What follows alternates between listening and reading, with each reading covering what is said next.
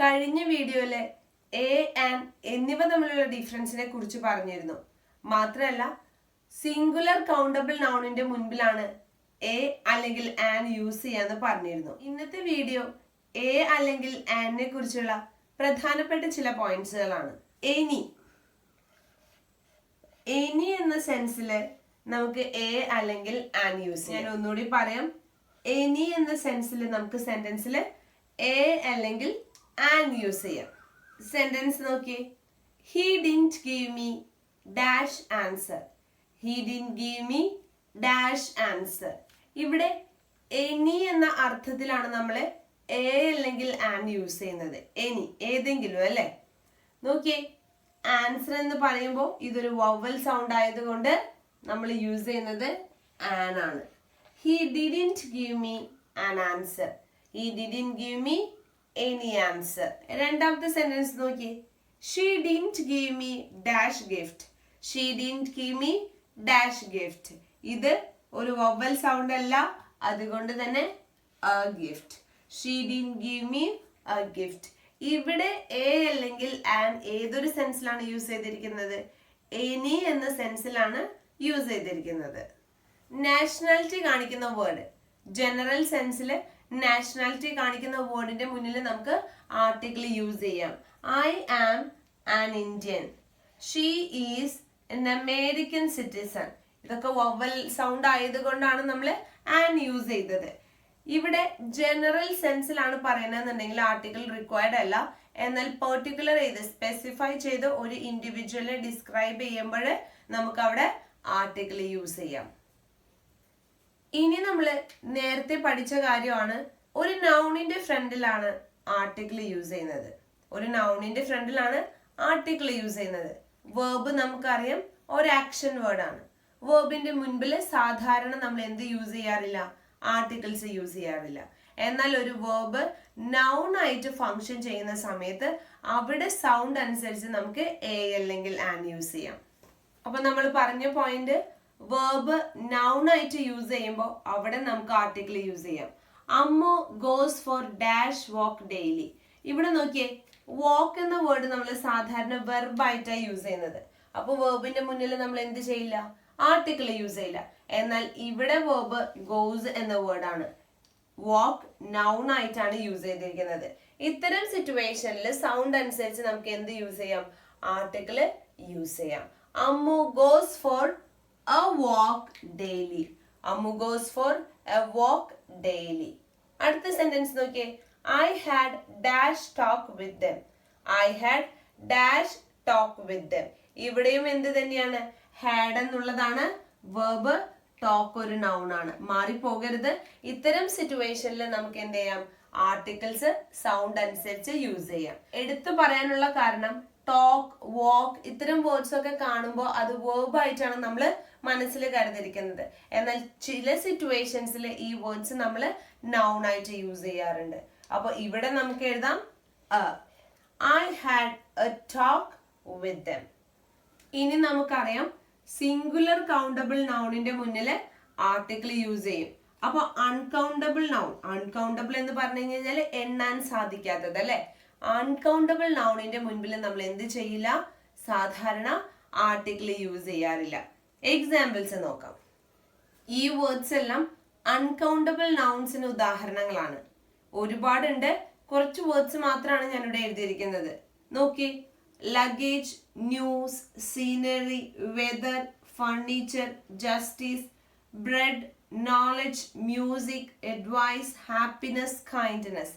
ഇത്തരത്തിലുള്ള അൺകൗണ്ടബിൾ നൗൺസിന്റെ മുൻപിൽ നമ്മൾ എന്ത് യൂസ് ചെയ്യില്ല? എ അല്ലെങ്കിൽ ആൻ യൂസ് ചെയ്യാറില്ല. സെന്റൻസ് നോക്കിയേ. She gave me dash piece of advice. അപ്പോൾ ഓൾറെഡി ഞാൻ പറഞ്ഞു അഡ്വൈസ് എന്നത് എന്താണ്? അൺകൗണ്ടബിൾ നൗൺ ആണ്. അതുകൊണ്ട് തന്നെ ആർട്ടിക്കിൾസ് യൂസ് ചെയ്യില്ല. എന്നാൽ ജനറൽ സെൻസിലാണ് ഇത്തരം വേർഡ്സിന്റെ മുന്നിൽ നമ്മൾ ആർട്ടിക്കിൾസ് യൂസ് ചെയ്യാത്തത്. സ്പെസിഫൈ ചെയ്ത് പറയുമ്പോൾ നമുക്ക് ചില സിറ്റുവേഷൻസിൽ, അതല്ല എങ്കിൽ സിംഗുലർ കൗണ്ടബിൾ നൗൺ ആക്കി മാറ്റുമ്പോൾ അവിടെ നമുക്ക് എന്ത് യൂസ് ചെയ്യാം? ആർട്ടിക്കിൾ യൂസ് ചെയ്യാം. She gave me a piece of advice. ഇവിടെ നമുക്ക് എന്ത് യൂസ് ചെയ്യാം? ആർട്ടിക്കിൾ യൂസ് ചെയ്യാം.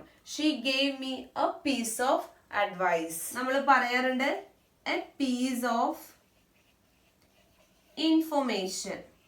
A piece of information. Information actually എന്താണ്? ഒരു അൺകൗണ്ടബിൾ നൗൺ ആണ്.